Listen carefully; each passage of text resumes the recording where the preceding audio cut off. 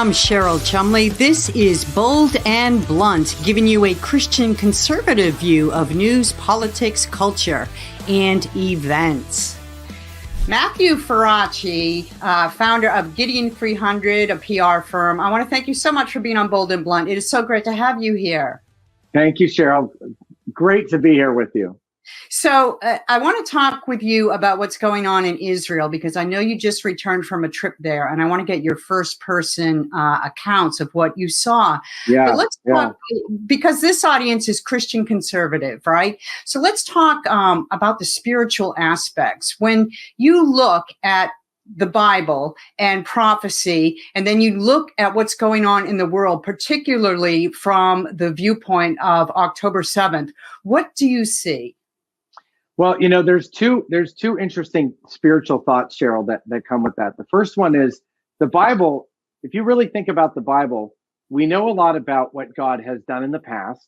We know some of what God's going to do in the future, but we know very little of what God's doing right now at this moment. But the Bible actually says that in the Torah, it talks about this idea that the eyes of the Lord are on the land of Israel. It says from the beginning of the year until its end. So what we do know that God's doing right now is he's watching what's happening in Israel. The other thing is that we know that in the ancient world, the book of Zechariah tells us, for example, that Israel was a sign of the times. In other words, so goes Israel, so goes the world. And I know that a lot of Christians very much understand the concept of the significance of Israel being even a country, the significance of the time in which we live, and how much more Israel is a sign of the times now. So if you put those kind of thoughts together, October 7th was a horror, but it was the world's horror.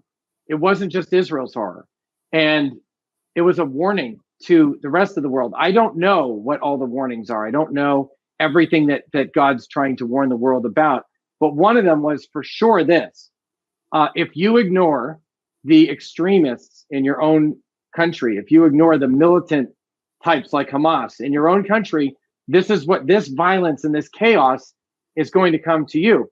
And we've seen it in this country already to a lesser degree, but bridges shut down, public transit blocked, students at universities barricading themselves into rooms for fear of physical violence.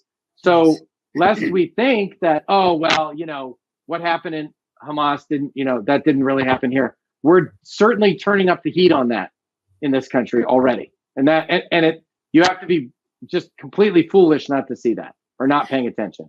And a lot of people don't want to hear that perspective, right? Because a lot of people want to think of God as their sort of genie in a bottle, that love is love, and no matter what they do, they're going to heaven. There's no such thing as hell. And this is within the Christian community from which I speak. So just address that point, because, there are consequences with God as well as love. Well, it's really interesting because, again, in the Torah, there's this, you'll remember this, Cheryl, where Moses is speaking to the children of Israel kind of in his farewell address. And he says, hey, listen, here's a mountain. And if you go to the right side of this mountain and you follow God's commandments and you do all the things that God has commanded you to do, it's going to go great. You're going to prosper. You're going to have a great family. It's going to be a great life. And if you go to the left side of that mountain, it's going to be the opposite. There's going to be violence. There's going to be famine. There's going to be terrible consequences. And so God literally puts us in the driver's seat and says, look, it's up to you.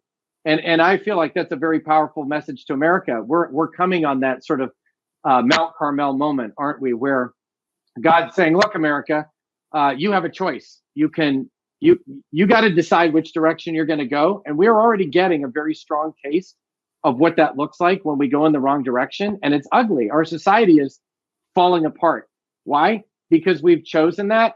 And to your Christian listeners, I would just say, Cheryl, I keep thinking of the overused but very poignant Edmund Burke quote that all it takes for evil to triumph is for good men to do nothing.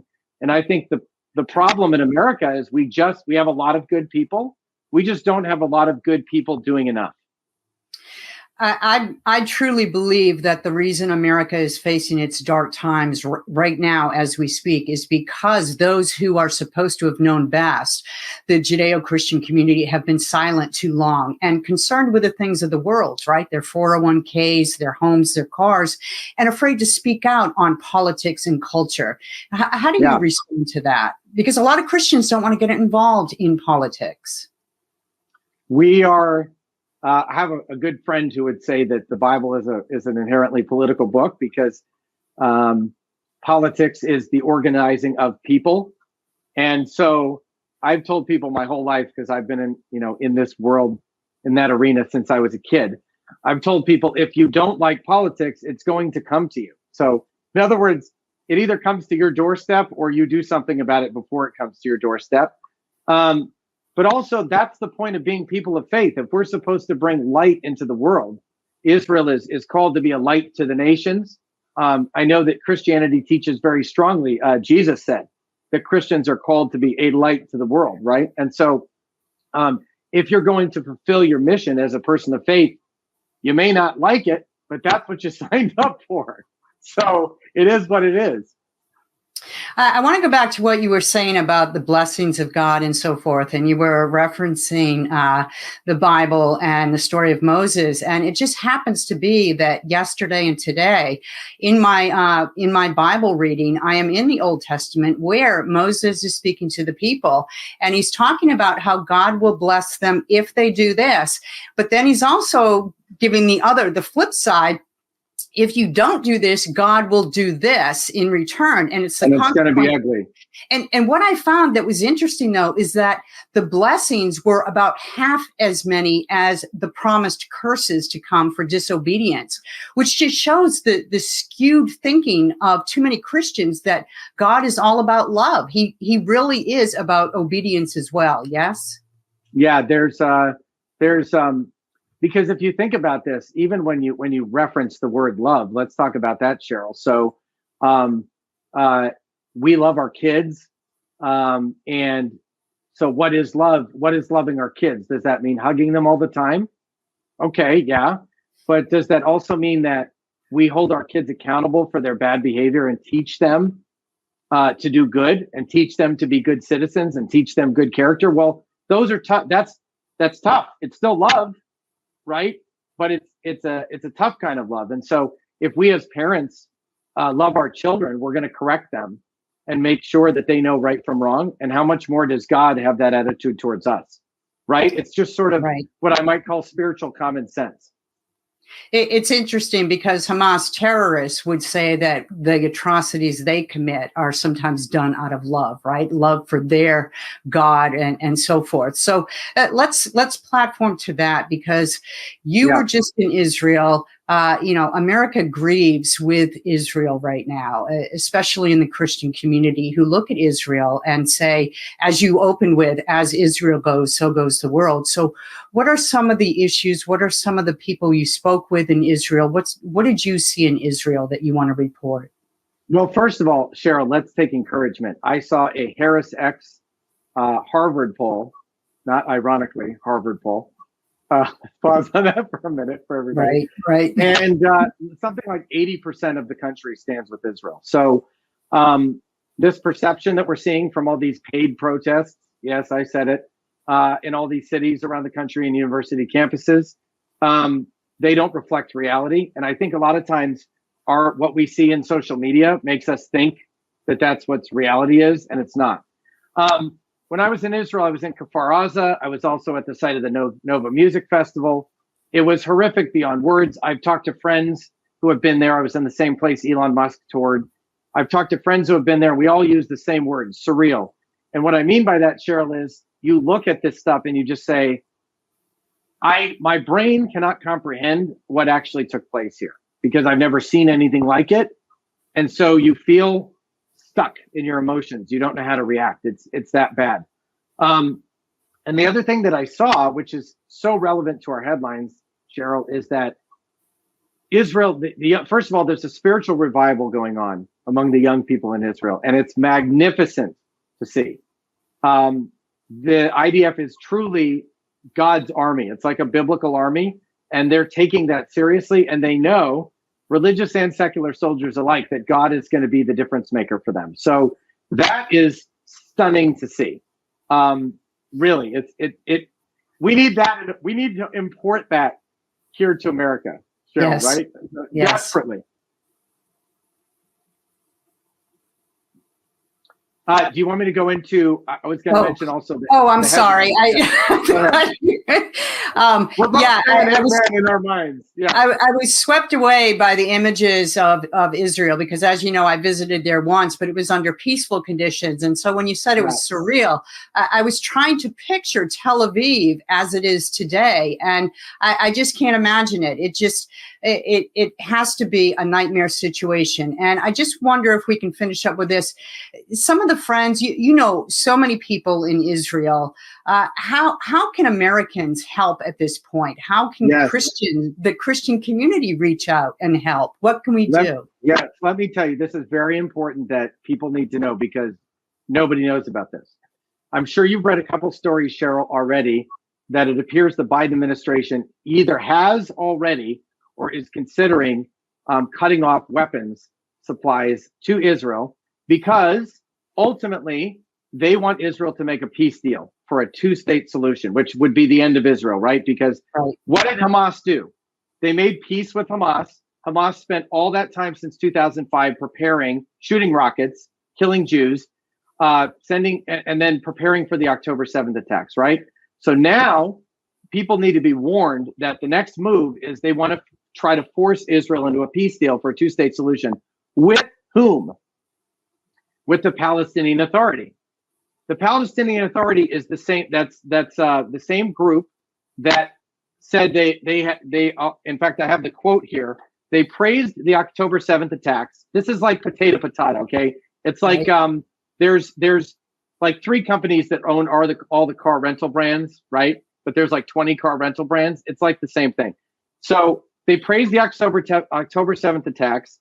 They claimed solidarity with Hamas. Somebody took a poll in the West Bank, which is Palestinian Authority controlled. Something like 7% of people, only 7% of people thought Hamas committed atrocities on October 7th. I have another number here. 82% said they support Hamas and the October 7th massacre. And here's the other crazy thing, Cheryl. In the West Bank, which is, again, controlled by the Palestinian Authority, we're closing in on almost 3,000 attempted terror attacks on Jews from that area since October 7th. Okay? Wow. So I want you to think about that. So this is the group that they want us to believe Israel can make a peace deal with. Right. This is the group that they say that they can trust. That's the next move. And I think for your audience, the most important thing is stay up on this kind of news. Watch what's being said and speak out and let your representatives in Congress know, hey, we're not for a peace deal with terrorists. I think about it this way, Cheryl, think about this. Imagine after 9/11, if somebody proposed that America make a peace deal with Al-Qaeda and make a peace deal with the Taliban in Afghanistan. Right. Right. Like 2 months, 3 months after 9/11. How plausible do you think that would be? Right. And Americans need to understand these soldiers that are fighting in the IDF, they're fighting miles from their own house. Okay. This is not, we forget how small the geography is over there. So when you're fighting to defend your land, your family, your people, and you're not far from where you actually live. So this is existential to the Jewish people. This is life and death. This is not a small thing. And so you cannot make a peace deal with people that will then do the exact same thing that Hamas just did as soon as they get the opportunity. In fact, what we see is by almost 3,000 terrorist attacks, Cheryl, they're doing it right now. And despite that, we're being told these are the moderates we can have a peace deal with. Yeah, you can't strike with peace with people whose main goal is to eradicate you from the face of the earth. I mean, where's the compromise on that? Matt, I would love to have you back. Are you planning a visit to Israel anytime soon, once again? As soon as I can. And of course, Cheryl, Israel's going to be a big theme at CPAC this year. And so there's going to be a lot of buzz and conversation around that as well. And also at NRB, it's going to be a lot of stuff about Israel at NRB. So if you're going to either one of those conferences, we'd love to see you there and love to get you involved. Well, I'll be at NRB for sure. And I'll stay in touch with you. And also, after you come back from Israel, I'd like to have you come back on again and give an update if that's okay. All right. Cheryl, I just want to thank you for drawing attention to this, showing people the spiritual significance. It's the most important thing going on in the world that nobody has figured out is the most important thing going on in the world. It's the most important thing. Agreed. 100%. Matthew Farrachi, thank you so much for being on Bold and Blunt. Safe travels to you, and I'll see you soon.